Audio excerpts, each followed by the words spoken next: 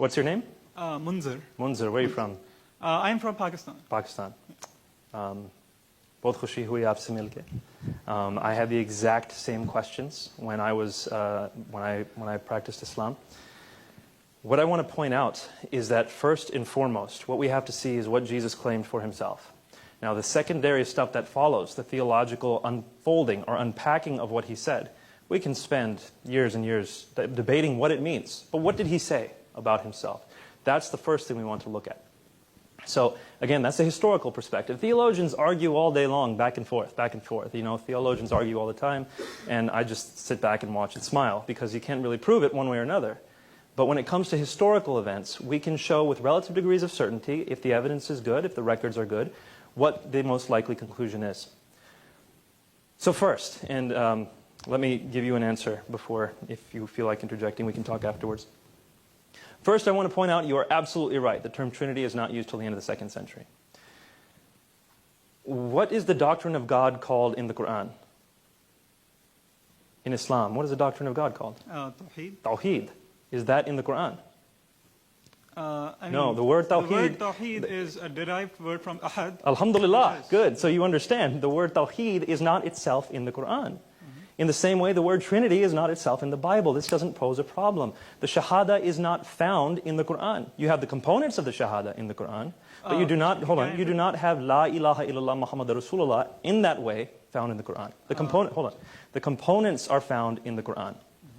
With the Trinity, the components are found in the Bible. So, the word Tawheed does appear in the Hadith. Oh, that's great, but it's not in the Quran. Narrations of the Prophet. And the Hadith is much later. So we're looking at you asked for the Bible, and we have within the early canonical tradition, people calling God a Trinity in the early canonical tradition. In fact, much closer to Jesus' time than the Hadith were to Muhammad's time.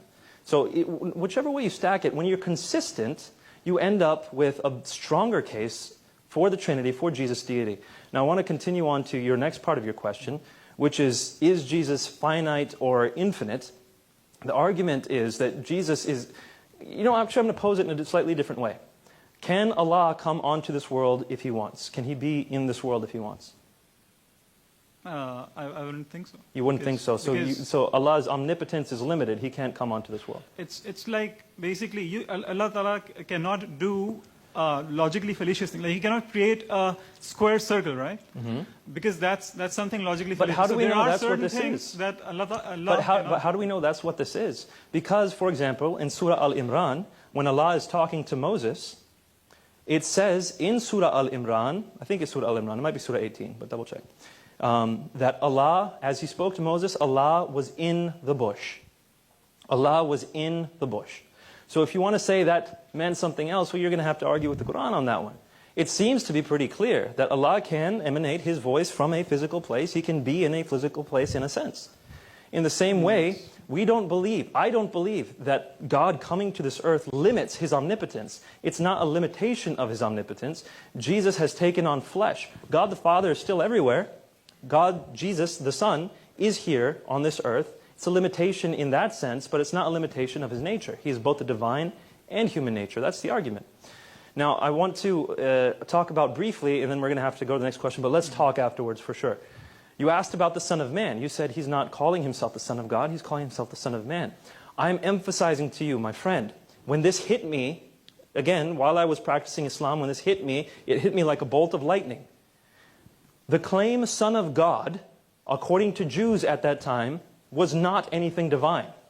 Adam was called the Son of God. Solomon was called the Son of God. In the Psalms it says, you are gods.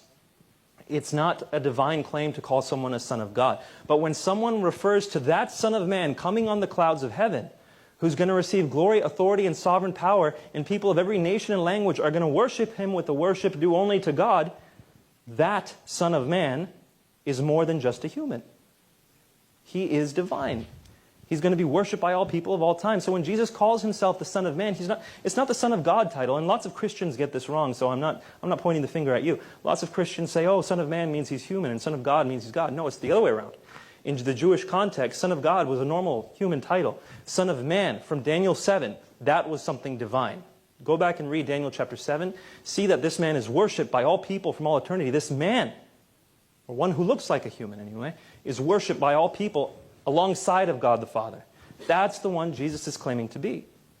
Definitely understand that point that I'm trying to make. And so when you see that Jesus' claim is found there in Mark 14:62, it's found in all the Gospels, and every time Jesus uses the term Son of Man, he's alluding to that.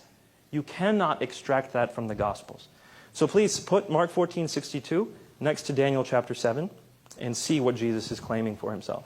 And we'll talk afterwards for the rest. Lord bless you, my friend. We'll take one last question.